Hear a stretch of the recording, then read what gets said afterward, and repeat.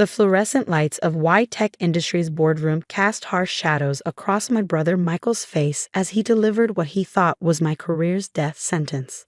As CFO, I recommend immediate termination, he announced, clicking to the next slide.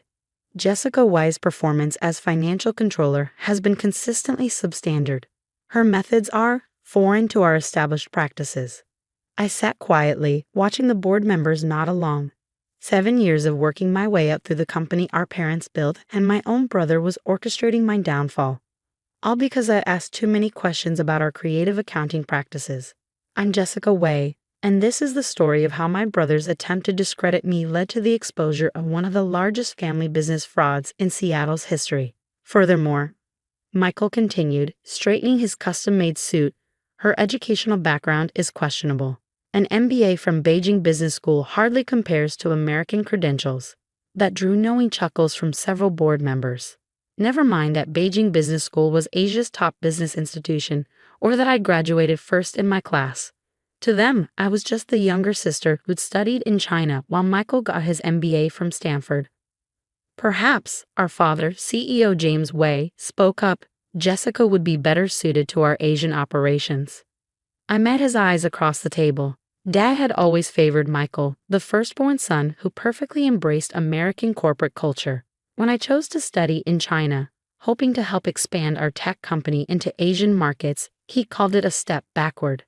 Actually, I said, opening my laptop, I've prepared my own presentation. Michael's smile faltered slightly. This isn't necessary. According to company bylaws, any employee facing termination has the right to respond to allegations. I stood connecting my laptop to the projector. I'd like to exercise that right.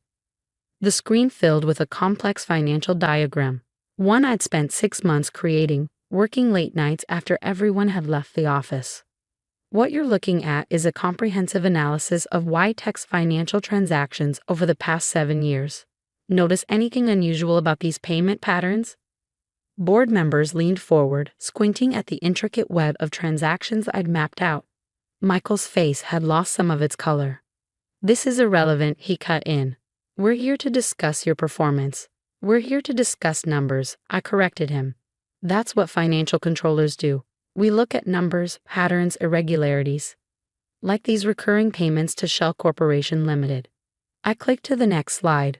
A company that, interestingly enough, was registered in the Cayman Islands on the exact same day my brother was appointed CFO. The room fell silent. Michael's hand tightened on his presentation remote until his knuckles turned white. Or these consulting fees, I continued, highlighting another series of transactions. Always just under the threshold requiring board approval, paid to various entities that all trace back to the same offshore account. Enough. Michael slammed his hand on the table. This is a desperate attempt by a failed employee to deflect from her own incompetence. Is it? I pulled up another document. Because according to my analysis, over $50 million has disappeared through these channels since you became CFO. Money that shareholders think is being invested in R&D but is actually flowing through a complex network of shell companies. Dad's face had turned ashen. Michael. She's lying, my brother snapped. She's always been jealous of my success. Her foreign education has made her paranoid about American business practices. I smiled slightly. Actually, my foreign education included extensive study of international money laundering techniques. Beijing Business School has an entire department dedicated to forensic accounting and fraud detection. Very useful in today's global market. That's when Thomas Chen, our longest-serving board member, spoke up. These allegations are serious. We need to halt these proceedings and conduct a thorough investigation. I agree, I said, inserting a flash drive into my laptop, which is why I've prepared copies of my complete findings for each board member, including documentation of every suspicious transaction, timeline of events, and links to all associated shell companies. Michael stood up so quickly his chair fell backward. This is slander. Dad, you can't let her. Sit down, Michael. Our father's voice was quiet but firm. He turned to me, really looking at me perhaps for the first time since I'd returned from China. How long have you known? I suspected something when I first returned 2 years ago. The numbers didn't add up. but it took time to gather evidence to understand the full scope of the fraud. Why didn't you come to me sooner? I met his gaze steadily. Would you have believed me over Michael? The silence that followed was answer enough. I've also prepared a copy for the SEC, I continued. Their forensic accounting team will find my analysis quite thorough. Unless what? Michael's voice cracked slightly.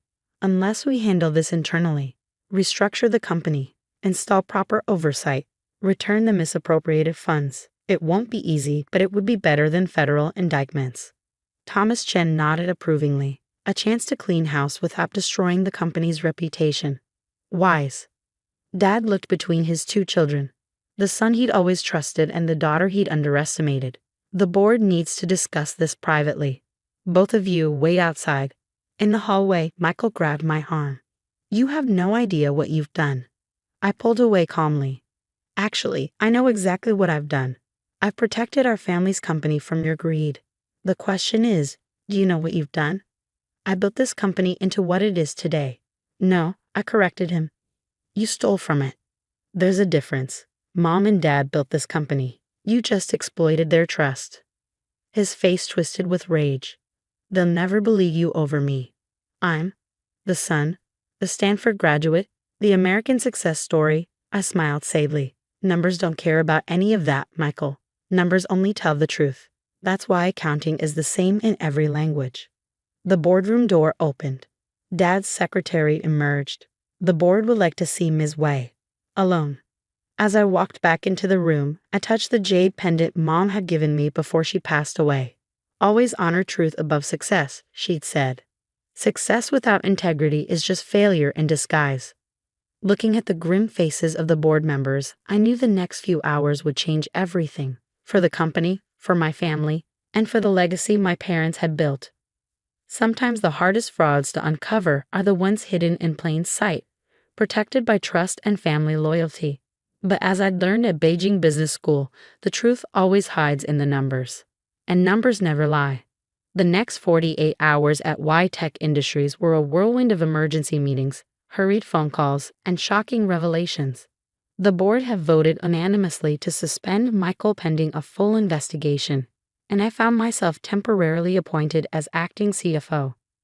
The forensic auditors will arrive tomorrow, Thomas Chen informed me late Friday evening. Your brother's access to all systems has been revoked. I nodded, studying the preliminary reports scattered across my new office, Michael's old office. What about the overseas accounts? Frozen, but some funds are still unaccounted for. I touched Mom's jade pendant, a habit I developed when facing difficult decisions. Have you heard from him? Not since he stormed out of the building. Thomas hesitated. Your father wants to see you. Dad was still in his office, looking older than I'd ever seen him. Family photos lined his desk. Mom's graduation from business school, Michael and me as kids playing in the company's first office, the grand opening of our Seattle headquarters. Did I fail as a father? He asked quietly as I sat down. Dad? No, let me finish. He picked up a photo of Michael receiving his Stanford MBA. I was so proud of him. Following in my footsteps, embracing everything I thought was important. Maybe if I paid more attention. This isn't your fault, I said firmly. Michael made his choices, and I made mine. He set down the photo and picked up another. Me at my Beijing Business School graduation, Mom beaming beside me. Your mother knew, you know, not about the fraud, but about you. She always said you had her eye for details, her commitment to doing things right. Tears pricked at my eyes. Mom had passed away just months after my graduation, before I could prove myself at the company. The board wants to make your CFO position permanent, Dad continued. But we need to handle this situation carefully, the company's reputation. I have a plan, I said, pulling out my laptop. But you might not like all of it. Over the next hour, I outlined my strategy. Full disclosure to major shareholders, transparent cooperation with auditors, and a complete restructuring of our financial controls. We take a hit in the short term, but maintaining trust was crucial for long-term survival. There's more, I added, pulling up another document. I've identified several legitimate opportunities in the Asian market that Michael ignored. We can offset some of our losses by expanding properly ethically. Dad studied the projections. Using your connections from Beijing Business School and my understanding of both business cultures, we don't have to choose between American and Asian business practices. We can combine the best of both. The next morning, as the forensic auditors began their work, Michael finally surfaced through his lawyer. He's offering to resign quietly in exchange for immunity from prosecution, our corporate counsel reported. No deal, I said immediately. He needs to return the funds first. Miss Wei, the lawyer cautioned, a public scandal could severely damage the company. So could letting him walk away with stolen money. Our shareholders deserve better. That afternoon we received another shock. Someone, almost certainly Michael, had leaked selective details to the press, trying to spin the story as a family coup orchestrated by the foreign-educated sister. I was leaving a shareholder call when Dad's secretary rushed in. Your brother's wife is here with your niece.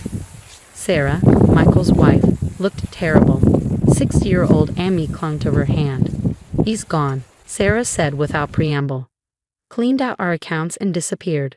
Left a note saying he had a backup plan. My blood ran cold. When? Last night. I thought, I didn't know where else to go. I hugged Amy, then pulled out my phone. Thomas, we need to check all backup servers. Now, my instincts were right. We found a sophisticated program buried in our systems, set to delete crucial financial records if triggered remotely. Michael's insurance policy. Can we stop it? Dad asked our IT team. Already done, I said, showing them the countermeasures I'd quietly installed months ago. Beijing Business School has an excellent cybersecurity program. The next week was a blur of SEC interviews, shareholder meetings, and damage control.